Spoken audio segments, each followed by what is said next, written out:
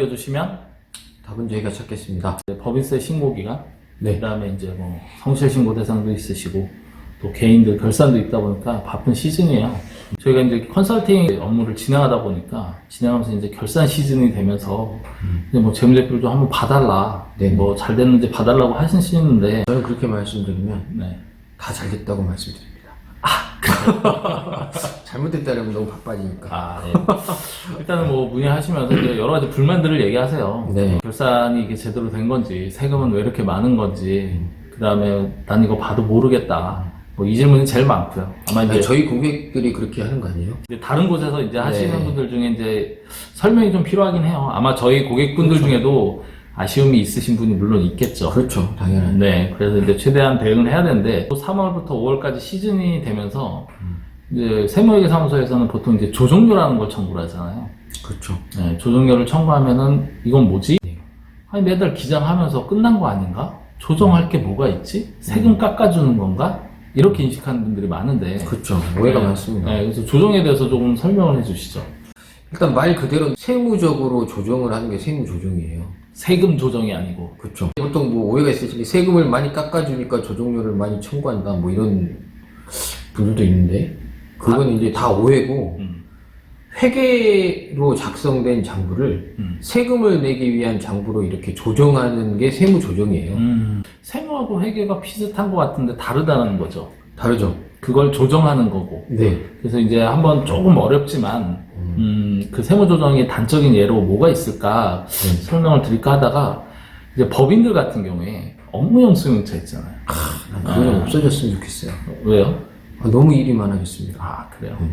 그래서 업무용 승용차가 단적인 이제 많은 그럴 수 분들이 있겠네요. 이해하기 네. 쉬울 것 같아요. 네, 맞습니다. 그래서 업무용 승용차가 회계적으로과 그 다음에 세무적으로 뭐가 다른지 네. 한번 좀 설명을 해 주시죠. 일단 기본적으로 좀 말씀드리면 용도가 완전 틀린 거거든요. 회계는 이 회사의 상태를 타인에게 공시하기인 거고 예를 들어서 뭐 주주들이나 아니면 채권자나 투자자, 뭐 경영자 각각의 그분들에게 회사의 상태를 보여주기 위한 게 회계고 세무는 정말 단지 국가에 세금을 내기 위한 거잖아요.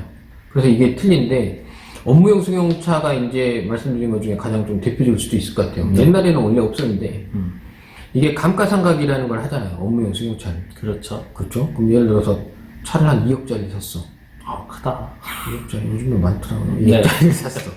2억짜리를 사면 회계상으로는 5년 동안 감가상각을 하잖아요. 그럼 1년에 4천만 원. 4천만 원. 그럼 회계장부에는 비용 처리가 됩니다. 썼으니까 진짜 2억을 샀고 이건 5년간 감가상각을 하게 돼 있기 때문에 4천만 원씩 비용을 털어 나가는데 세법에서는 이건 비싼 차 사가지고 그냥 비용 처리 터는 게 보기 싫은 거죠. 짜증나고 나는 2억짜리 아닌데 이렇게 되는 거죠. 그래서 한도를 800만 원으로 픽스를 해놓은 거예요. 저 업무용 승용차에 대해서는. 그쵸. 그럼 800만 원만 비용 처리를 해주고 나머지 3,200은 비용을 부인해 버리는 거예요. 그래서 세금을 내기 위한 비용 처리는 800밖에 안 되는 겁니다. 이게 이제 가장 큰 차이고 또 하나는 방금 이제 말씀드린 것 중에 업무용 승용차도 요즘에 옛날에는 없었던 그 보험 드는 게 있잖아요. 네. 법인 같은 경우에는 임직원만 탈 수 있는 보험을 가입해야 돼요. 그렇죠. 근데 누구나로 가입을 했던 것들은 예전에는 이제 상관이 없었는데 누구나로 한다는 거는 임직원이 회사 목적이 아니라 딱 다른 목적으로 쓴다고 이제 판단을 하는 거고 만약에 임직원 보험을 가입하지 않았다 그러면 회계에서는 똑같아요. 그냥 4천만 원이 비용 처리 됩니다. 썼으니까. 근데 세무에서는 전액 부인하는 거예요. 이거는 그리고 전액 부인하는 걸로 끝나는 게 아니라 그 4천만 원을 이 차를 탄 사람에게 급여를 준 것처럼 상해 처리를 하게 됩니다. 그렇죠. 그러면 그 사람은 세금을 내게 돼요. 소득세를. 그리고 법인세도 부인되기 때문에 4천이 날아가는 거죠. 연료는 토하셨는데 연료는 이제 뭐 이런 거 없어져야 됩니다. 정리를 해보니까 회계상으로는 수익, 비용, 그 다음에 세무상으로는 입금, 입금, 송금 이런 식으로 해가지고 계산을 하는 것 같아요. 네, 그래서 뭐 저희가 송금산입, 뭐 불산입, 뭐 입금산입, 불산입 네, 이런 얘기를 하는데 그걸 조정을 한다는 거죠. 그렇죠. 조정을 해야죠. 그러다 보니까 이제 오해도 생기세요. 대표님들 입장에서 내가 올해 뭐 건축도 했고, 그 다음에 뭐 시설도 갖추고, 차도 바꿨고, 해서 비용 쓴 게 너무 많아. 그래서 통장에 잔고가 없는 거죠. 네. 그렇기 때문에 나는 업무용으로 다 쓴 거고 그러면은 난 세금이 없겠다 네. 생각을 했는데 웬걸 세금을 내야 되는 상황이 되는 거죠. 그렇죠. 조정을 하는 과정에서 발생하는 거기 때문에 한데 사실 뭐 이 얘기를 드리면서 제가 이제 박세무사랑 오래도록 일을 하면서 제 것도 맡아서 하고 계시고 네. 예, 그 다음에 이제 힘듭니다. 제가 조금 알다 보니까 제 걸 제가 디테일하게 이제 물어보기도 하고 하는데 그러면서 이제 다른 업체들 이제 뭐 소개도 해드리고 여기 잘한다 하면서 이제 말씀을 설명을 드릴 때 네. 일단은 좀 우회적으로 말씀을 드렸지만 이게 기업 입장에서는 사실 재무제표가 좀 예뻐야 되거든요. 그렇죠. 뭐 아무래도 대출을 받고 뭐 투자도 받고 그렇죠. 뭐 관공서에서 수주도 해야 되고 그렇죠. 여러 가지 이유로 재무제표는 이뻐야 되는데 이쁘자 그러면 뭐 매출도 크고 이익도 크면 좋겠죠. 그렇죠. 근데 중요한 건 그렇게 하면 세금 많잖아요. 그렇죠. 네, 근데 그 세금을 좀 적게 내고 싶다. 그렇죠. 근데 이게 조정의 과정이죠. 말 그대로. 이제 조정 과정을 통해서 이제 명확하게라는 말을 꼭 드릴게요. 명확하게 세금을 계산을 해서 낼 세금은 내고, 그렇죠. 안 낼 거 안 내는 과정을 통해서 하다 보니 저희 이제 업체들은 불만이 좀 적지 않나. 저는 그렇게 생각을 하고 있고요. 가장 힘든 게 그거예요. 재무제표는 이뻐야 되는데, 근데 세금도 내기 싫어. 근데 다 합법적이어야 돼. 그렇죠. 그러니까 그런 걸 조정하는 게 이제 쉽지 않은 거죠. 그렇지만 뭐 방법은 있습니다, 사실은. 사실 전국에 뭐 세무회계사분들이 워낙 많은데 혹시 그 중에도 이제 이 영상을 보시는 분들 중에 똑같은 내용을 가지고 결산을 하고 해도 좀 차이가 나는 것 같아요. 그럴 수 있죠, 당연히. 네, 그게 뭐 몰라서인지 아니면 무관심인지 그 이유는 잘 모르겠지만 사실 그런 차이에 대해서 사실 최선의 서비스를 받고 싶은 게 소비자 입장이고 네. 그래서 조정료도 내는 거거든요. 조정료는 그게 아니라니까. 세무 조정이라니까. 그러니까 그러니까 그런 서비스를 정확하게 잘 해달라. 맞습니다. 그런 의미에 이제 조정료를 내는 거기 때문에 제 것도 잘 해주시고요. 네, 그럼요. 네. 이게 그거 같아요. 세금에 대해서는 누가 해도 큰 차이는 없을 거예요. 아, 그럴까요? 세금에 대해서는.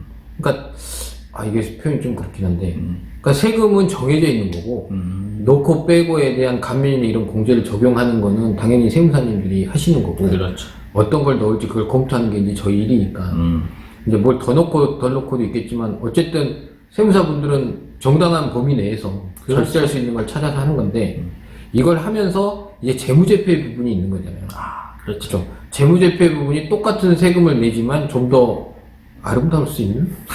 그러니까 아름다울 수 있는 이 표현이 좀 그런데 이게 그러니까 정확하게 모든 부분은 합법적이고 합법적인 부분을 안 하면 이제 문제가 되는 거니까. 그렇죠. 예를 들어서 재무제표에서는 비용 아까랑 또 좀 다른 거예요. 재무제표에서는 비용을 넣었는데 세무에서는 세금을 내야 되잖아요. 그렇죠. 근데 거꾸로 재무제표에서는 비용을 넣지 않으면서 세금에서는 공제를 받을 수 있는 것도 있거든요. 그러니까 그런 것들을 찾아서 조합하는 게 굉장히 좀 귀찮은 일이기도 하고. 얘기를 들어보니까 뭐 세금 내는 거는 대동소이할 거다. 그리고 놓치지 않는 이상 뭐 감면이나 이런 것들은 비슷하게 다 들어갈 건데. 저 감면을 말씀하니까 놓쳐도 경정청구라는 게 그렇죠. 있어요. 뭐 그런 방법으로 해서 다 세금 부분은 뭐 대동소이할 거다. 네. 단지 이제 재무제표를 조금 예쁘게 할 수 있는, 아름답게 할 수 있는 능력이 있다. 그러니까 많은 분들이 의뢰를 주셔라. 저는 그렇게 좀 정리를 요거는 하고요. 일단 앞선 얘기가 이제 사담이 너무 긴데 일단은 이제 법인세나 끝난 게 아니었나요? 여기 이제 한 가지는 더 들어갈 것 같아요. 이제 법인을 창업을 하고 뭐 지방회사냐 청년이냐 뭐 등등등 해서 감면에 대해서 네, 많은 분들이 이제 요즘에는 검색을 해보고 많이들 아세요. 나 하면은 뭐 30% 감면, 50% 감면, 그렇죠. 뭐 여러 가지 종류도 많다 보니까 다 아시는데 문제는 예를 들어서 이익이 과세 표준이 1억이 난 거죠, 법인이. 그럼 세금은 10%잖아요. 네. 그럼 1,000만 원 세금 내야 되는데 그렇습니다. 나는 어떠한 이유로 50% 감면이 된다. 그러기 때문에 그럼 난 세금이 500이다라고 생각을 했는데 500이 아니고 떡하니 그 이상이 나오는 거예요. 그렇죠. 이거는 700이 왜 나왔겠죠. 그러냐? 700이 나왔겠죠. 그건 왜 그러느냐? 그러면서 이제 다툼이 생기거나 네. 우리 세무사 회계사는 잘 못한다 이런 오해들을 하시는데 그러니까. 그 부분을 한번 좀 설명해 주시죠. 이게 이제 세무사님이 몰라서 그런 게 아니라 국가가 그렇게 막아놓은 거죠. 또 국가 탓. 네. 100% 공제, 네. 50% 공제. 그렇죠. 엄청 과장 광고를 해놓은 거죠.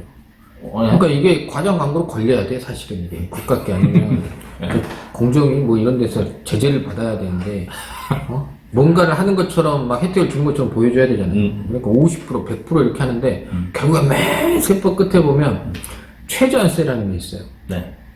최저로 이 정도는 내라. 이 규정을 넣어놨어요. 네네. 그게 7%예요. 중소기업을. 네. 그래서 이제 최저한세 적용을 안 받는 것들도 있습니다. 사실은 그렇죠. 연구인력 공제라든가 이런 거는 최저한세에 상관없이 공제가 돼요. 근데 이 최저한세가 웬만한 것들은 다 걸리거든요. 7%면 700이지 않습니까? 네. 300까지만 공제를 해주고 나머지는 내년으로 넘기는 거예요. 근데 넘기면 뭐해? 내년도 또 7%인데 이게 계속되다 보니까 한도는 걸리는 거예요. 근데 이제 사장님들은 이제 듣고 50% 됩니다, 100% 됩니다. 이것만 듣고 야, 다 된다는데 왜 안 해줘? 이렇게 따지시면 제가 참 난처하죠. 그러니까 일단 기본적으로 최저한세에 걸리지 않는 공제를 받고 있지 않은 기업이라면 과세표준의 7%는 세금을 낸다라고 생각을 해야 될 것 같아요. 그렇죠. 그러니까 여러 가지 간면들이 있지만 이제 그런 부분에서 오해를 하지 않으셨으면 아, 그리고 한 가지 더 말씀드리는 얘기. 계속하네. 이게 뭐 고용증대세 공제 아, 이런 게 그렇죠. 있어요. 이제 요즘에 그거 최저한세 걸리나요? 걸리죠. 공경정청구 이런 걸 많이 하는데 이제 저희 업체들도 이제 사장님들이 어디서 듣고 이제 오셔가지고 왜 난 안 해줬어? 너 너무한 거 아니야? 이럴 때 있거든요. 네네. 물론 저희는 이제 보수적이기 때문에 해드리긴 하는데 인원이 들락날락한 데는 받았다가 뱉었다가 이게 이렇게 돼요. 근데 그래서 안 하는 것도 있고 뭐 이거 있는데 해달라고 하시면 경정청구를 통해서 할 수 있거든요. 네. 이제 해드리면 되니까 그거는 뭐 본인들의 그 담당 세무사가 놓쳤다고 하더라도 이건 경정청구를 통해서 받으면 되니까 너무 이렇게 걱정은 안 하셔도 되고 5년 정도는 되기 때문에 그 고용중대가 아직 5년이 안 됐어요. 네네. 그 5년 다 받으실 수 있으니까 챙겨달라고 하시면 되는 거지 막 이렇게 뭐 서운하실 수 있지만 이렇게 말씀하시면 되는 거고 미리미리 챙겨주길 바라죠. 그게 이제 또 그렇죠. 그렇습니다. 그런데 이제 그걸 말씀드리는 게 아니라 고용중대를 받잖아요. 네. 그러면 이 감면되는 분에 대해서 농어촌 특별세가 나와요. 그렇죠, 당연히. 네. 그러면 30%를 감면받았다. 그러면 30%에 20%는 농어촌 특별세를 내게 됩니다. 네. 그래서 7%라고 생각했는데 그게 아니라 더 내는 거예요. 그렇죠. 왜냐면 법인세는 7%가 됐지만 농어촌 특별세를 내야 되기 때문에 이게 좀 차이가 날 수 있다.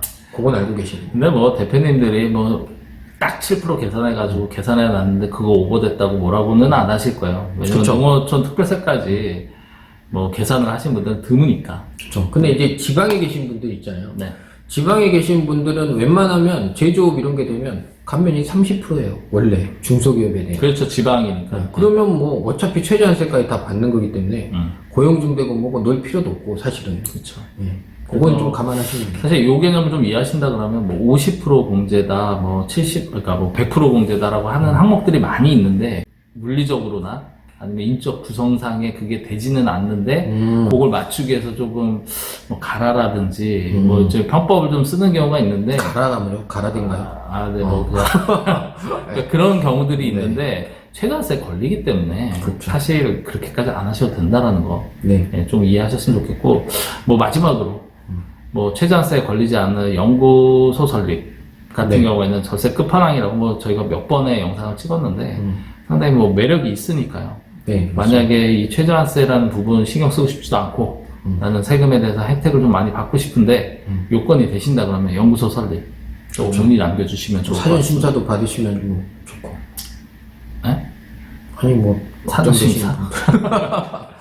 그러니까 그 영상은 이제 저희가 올려놨으니까 네, 참고하시고요. 법인이나 이제 개인들 결산하시면서 두 가지 말씀드리고 싶어요. 그래서 이 영상을 찍은 건데 첫 번째는 맡기고 있는 세무회계사무소에게 궁금한 게 있다면 거침없이 물어봐라. 왜 나는 이게 세금이냐? 왜냐면 이게 비용 나가겠는데. 뭐 내가 하나? 일단 거침없이 물어보셔서 확인을 하시고요. 그 다음에 세금에 대한 부분도 궁금하겠지만 재무제표 역시나 회계적으로는 의미도 있고 회계적으로 보는 재무제표는 또 앞서 말씀드린 대로 대외적으로 많이 활용이 되시기 때문에 그 부분도 놓치지 않고 관심을 갖고 보시면 좋을 것 같습니다.